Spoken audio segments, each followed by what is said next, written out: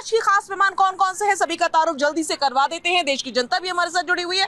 सबसे पहले जनता का स्वागत करती हूँ और कौन कौन खास मेहमान आज हमारे साथ मौजूद रहने वाले हैं। कुलभूषण कुमार आम आदमी पार्टी के स्पोक्स पर्सन है, प्रदीप सिंह बीजेपी के लीडर है, प्रियंका राणा पॉलिटिकल एनालिस्ट है, संदर्भ श्रीवास्तव हमारे साथ मौजूद रहेंगे, हाजी नाजिम मौजूद रहेंगे पीस पार्टी से, अकील खान भी आम आदमी पार्टी का ही पक्ष रखते हैं। सभी का बहुत बहुत स्वागत है और शुरुआत मैं करने जा रही हूँ कुलभूषण कुमार से, जो कि आम आदमी पार्टी के स्पोक्स पर्सन है। कुलभूषण जी, आज नामांकन का आखिरी दिन था, क्या लग रहा है?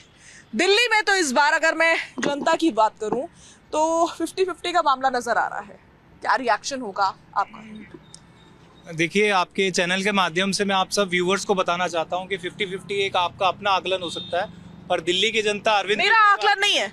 लगातार हम जनता को ही सुनवाते हैं और हमारे शो में खासियत यही है कि जनता बोलती है, जनता की आवाज है, तो जनता जो कह रही है वो मामला 50-50 नजर लेने आया। मैं वही बता रहा हूँ आपको। जनता कनेक्टेड है अरविंद केजरीवाल जी से, और जहाँ तक आज नामांकन का आखिरी दिन है तो हमारे सभी 70 की 70 विधानसभाओं में नामांकन हो चुका है। आज रजौरी गार्डन विधानसभा में आप लोग खड़े हैं, यहाँ की विधायिका जी ने भी, धनवंती चंदेला जी ने भी अपना नामांकन अभी दाखिल किया है। वो तो हमें जानकारी है, लेकिन जनता के वादों, जनता की जो उम्मीदें हैं उन पर कितना खरा उतरे हैं आप, ये सवाल इस समय सबसे बड़ा है। लोग खासी शिकायतें कर रहे हैं। एमसीडी में आप कहते थे कि एमसीडी में भी अगर हमारी सरकार होगी तो काम और अच्छा होगा, दिल्ली की काया एकदम हम पलट देंगे। यहाँ रजौरी की जनता से हमने बात करने की कोशिश की, रजौरी की जनता कह रही है रजौरी में बहुत ज्यादा पोल्यूशन है, पानी साफ नहीं आ रहा है। एक बच्चे ने बताया कि मेरे फादर तो बीमार पड़ गए थे। ये मूलभूत सुविधाएं हैं, ये तो आप लोग दे नहीं पा रहे हैं। देखिए, बिल्कुल अरविंद केजरीवाल जी की सरकार एक ऐसी है जो मूलभूत सुविधाओं पर ही चुनाव लड़ती है। आज से पहले भी मूलभूत सुविधाओं पे चुनाव लड़ी थी अरविंद केजरीवाल जी की सरकार। आप जिस तरीके से अगर आप नगर निगम की बात करें, तो नगर निगम में भी हम सबको पता है किस तरीके से भारतीय जनता पार्टी ने पूरे सिस्टम को पैरालाइज करके रखा है। अभी बहुत टाइम पहले हम मेयर के चुनाव को लेकर भी इतना डिले हुआ है। बहुत सी चीज़ें ऐसी है जो पोलिटिसाइज है, राजनीतिकरण किया जा रहा है, उसके कारण बहुत सी चीज़ें हैं जो अटक रही हैं और जनता इसको देख रही है। आने वाले चुनाव में 5 तारीख को अरविंद केजरीवाल जी की तरफ जनता का रुझान है पूरा, ना सिर्फ दिल्ली नगर निगम बल्कि दिल्ली सरकार में भी चौथी बार अरविंद केजरीवाल जी को मुख्यमंत्री जनता बनाने जा रही है। ठीक है प्रदीप जी, सहमत है इस बात से आप? सहमत से इस बात से आप कि अरविंद केजरीवाल को एक बार फिर से सत्ता की चाबी मिलने वाली है, यानी कि जीत का सेहरा अरविंद केजरीवाल के सर पर ही सजने वाला है? साजिया जी, बहुत आप दिल्ली में कहावत सुनती होंगी कि लोग कहते हैं भाई कुत्ता पाल लेना, बिल्ली पाल लेना, लेकिन खुशफहमी मत पालना। तो ये खुशफहमी रहने दीजिए ना, क्या प्रॉब्लम है?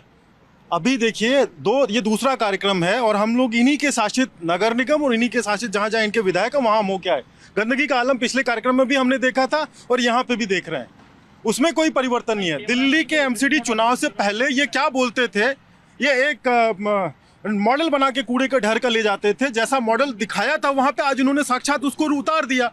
तो दिल्ली की जनता इनके झूठे वादों, ओवर कमिटमेंट और नैरेटिव ऐसा सेट करना कि बस थोड़ी मोमेंटरी नैरेटिव से दिल्ली की जनता तंग आ चुकी है और इस बार इनको जो है बाहर का रास्ता दिखाने वाली है। वो तो कह रहे हैं कि आप फॉल्स नैरेटिव सेट करते हैं, आप एजेंडा पे काम करते हैं, लोगों में आप गलतफहमी पैदा करने का काम कर रहे हैं आम आदमी पार्टी के खिलाफ। साजिया जी, आप पूछ लीजिए दर्शकों से, क्या यहाँ पे कोई ऐसा आदमी होगा जो बाई वन गेट वन को सपोर्ट करता होगा? बाकी छोड़ दीजिए, घर बसाने का काम महिलाएं करती हैं। कौन महिला है दिल्ली की जो ये सपोर्ट करेगी बाई वन गेट वन? ये कहते थे कि हम 75% महिलाओं से पूछ लेंगे उस क्षेत्र की, तब हम शराब का ठेका खोलेंगे। SMS इनके बंद हो गए, पहले बहुत SMS हुआ करता था इनके, 15 में आप देखेंगी तो थोक के भाव से SMS किया करते थे।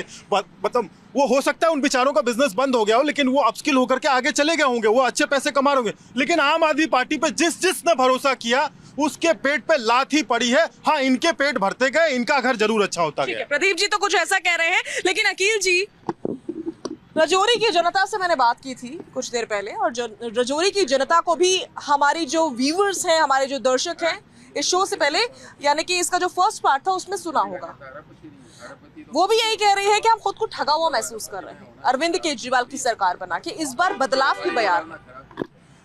देखिए मैडम, मैं पूरे देश दिल्ली के परिप्रेक्ष्य में बात करना चाहूँगा। ये माइनर चीज़ें जो हैं वो हर तरह से हर जगह आपको मिलेंगी। सबसे इम्पोर्टेंट चीज़ है जो अरविंद केजरीवाल जी ने हमारे देश की राजनीति को सेटअप किया, एक नया डायरेक्शन, नई दिशा दी है। वो दिशा 2011 से स्टार्ट हुई जब हमने जंतर मंतर पे प्रदर्शन किए और देश के अंदर जो है इंडिया अगेंस्ट करप्शन ने स्टार्ट किया। और इंडिया अगेंस्ट करप्शन की वजह से ही पूरे देश के अंदर करप्शन के विरुद्ध जो माहौल बना और जो पब्लिक ने सपोर्ट दिया, उसका नतीजा है कि दिल्ली की जनता जो सबसे प्रबुद्ध नागरिकों में से एक मैं मानता हूं, दिल्ली के अंदर जो है पूरे देश के प्रबुद्ध नागरिक और बहुत ही समझदार लोग यहाँ पे मौजूद हैं, उन्होंने ही डिसाइड किया कि हमें क्या करना चाहिए। और उन्होंने डिसाइड किया फर्स्ट स्टेज में है, और उसके बाद जब उनको समझ में आया कि यही एक ऐसी पार्टी है जो हमें सचमुच में ही हमारे देश का, हमारे दिल्ली का विकास कर सकती है, और उन्होंने उसके लिए वोट दिया। और अरविंद केजरीवाल ने जो जो वादे किए थे वो सारे उन्होंने पूरे किए हैं। और यही वजह है कि बीजेपी और कांग्रेस दोनों अपने इंस्टेंस से बदलते रहते हैं। अभी देखिए इस बार भी जो इलेक्शन के अंदर कितने बोल रहे थे कि ये रेवड़ी और फला और ढिका और ये जो है झूठ बोलते हैं और ये बेईमानी है, और उन्होंने कोई कुछ काम नहीं किया। दिल्ली की जनता जानती है, उन्होंने पूरा काम किया। और पूरा देश, पूरे विदेशों में भी जो बाहर से लोग आए, इवन जो मिनिस्टर यूएस प्रेसिडेंट की वाइफ है, वो जाकर के जो दिल्ली की शिक्षा क्रांति हुई है ना, वो शिक्षा क्रांति को उन्होंने इम्प्रेस्ड हुई इतनी ज्यादा कि उन्होंने कनाडा के, रुक लीजिए आप एक मिनट, शिक्षा, बिजली, पानी, शिक्षा, स्वास्थ्य, दिल्ली की जनता, अरे चुप रहिए आप, इसी प्रकार से आपस में झगड़ते रहेंगे।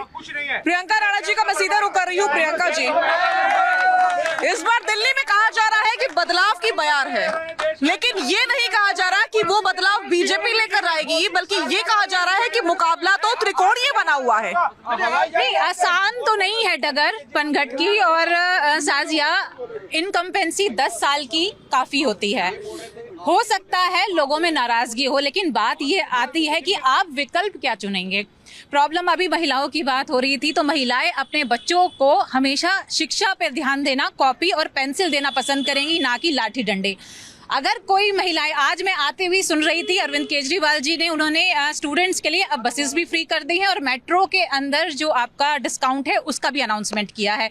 तो इस तरह की चीजें, कुछ चीजें हुई हैं, कुछ चीजें नहीं हुई हैं, वो आगे देख रहे हैं। और इलेक्शन ऐसी चीज होती है जब आदमी पार्टी होती है वो अपने अंदर झांकता है और ये देखता है कि क्या चीजें हमने कमी की हैं और क्या पूरी करनी है। लेकिन बात ये आती है, अभी बड़े बड़े दावे करने वाले, बड़ी बड़ी रेवड़ियों की बातें करने वाले वो पार्टी, मुझे ये बताए शुरुआत किसने की थी?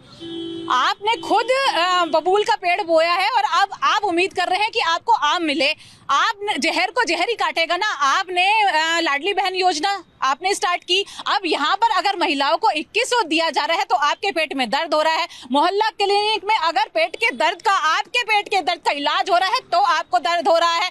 तो आप मुझे बताइए ना, आप चाह क्या रहे हैं? आप बुजुर्गों का इलाज नहीं चाहते हैं, आप महिलाओं के लिए ये नहीं चाहते हैं कि वो अपना जो है सम्मान से जी सके, अपने पैसे को यूटिलाइज कर सकते हैं, अपने बच्चों की शिक्षा पे ध्यान दे सके। लेकिन आपको चिंता इस बात की है कि हम तो फ्री की रेवड़ी बांटे, लेकिन जो दूसरी पार्टी है वो फ्री की रेवड़ी ना बांटे। जब आपने एक गलत चीज, मैं खुद इसकी पक्षधर नहीं हूं, मैं फ्री रेवड़ियों की पक्षधर नहीं हूं, लेकिन आप मुझे बताइए ये शुरुआत किसने की है? आपने मध्य प्रदेश में बड़े बड़े दावे किए, लेकिन वहां पर आपने जो दावे किए उसमें आप खुद पूरा नहीं उठ रहे हैं। 500 रुपए का सिलेंडर, मुझे बताइए कौन से स्टेट में? छत्तीसगढ़ में भी वादा हुआ था, महाराष्ट्र में भी आपने वादा किया था, और मध्य प्रदेश में अभी शराब की बात कर रहे हैं। शराब, नशा बिल्कुल नहीं होना चाहिए, लोगों को इससे दूर रहना चाहिए, मैं इसकी बिल्कुल हिमायती हूँ। लेकिन मध्य प्रदेश के अंदर फैक्ट्रियां खुल रही हैं। पंजाब के बारे में नहीं बोलेंगी आप कि पंजाब में नशे का कारोबार कितना फल फूल रहा है? मैं बिल्कुल बोलूंगी, पंजाब से लेकर के मध्य प्रदेश तक, कश्मीर से लेकर कन्याकुमारी तक, जहां पर भी अगर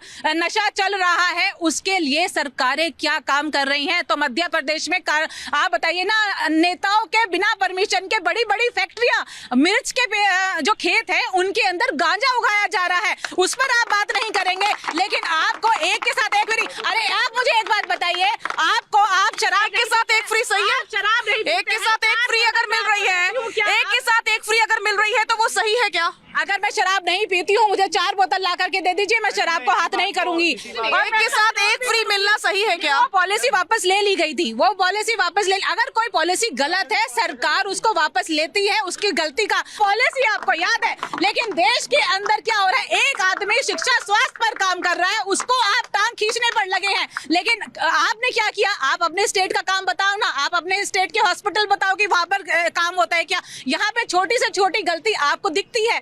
आपको फ्री पानी मिल रहा है, फ्री बिजली मिल रही है, स्टूडेंट्स के लिए अब अनाउंसमेंट हो गई, महिलाओं को स्कीम्स दी जा रही हैं, लेकिन उस पर नहीं बात करेंगे। लेकिन आप ये क्या कहेंगे? आम आदमी पार्टी कुछ नहीं कर रही है, तो आप अपना काम बताइए, काम पर लीजिए। आप क्यों फ्री बीस का सपोर्ट करते हैं? ये बताइए।